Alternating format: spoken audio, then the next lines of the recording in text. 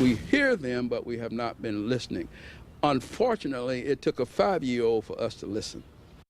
Another shooting in Dunbar this weekend. 2 men gunned down in their driveway just yesterday. So the gun violence that killed 5-year-old Andrew Faust last month has not slowed down. Fort Myers City Councilman Johnny Streets is advocating for real change, both in attitudes and behaviors by the local police, as well as how criminals are punished. His thoughts for change are being echoed by an unlikely ally, a Republican senator from Kentucky, Rand Paul. Where are we going from here, community or chaos?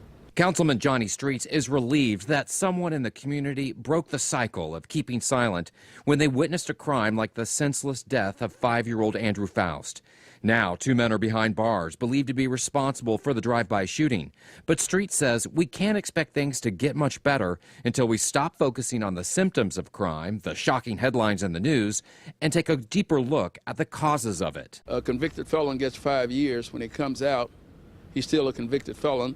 His civil rights is not restored. He can't get a job. He can't move anywhere that may be public assistance to his family because he got a felony. He can't get into any military. You know, maybe he could get rejected from a school loan because he has a felony. Senator Rand Paul from Kentucky understands what Streets is advocating.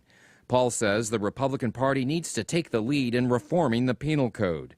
He thinks nonviolent offenders should have their felony records expunged after serving their time. For example, I've been talking for several years now about how the war on drugs and we need to have fairer sentencing. We need to let people get back to work. Streets wants to start a conversation with the community, how members of both parties need to look at how harsh sentencing is making it impossible for young black men to get back on track after serving time in prison. Maybe once you do your time, you paid your debt to society, maybe you have some training or some education that you can find a job and you don't have this felony hanging over you because your rights have been restored.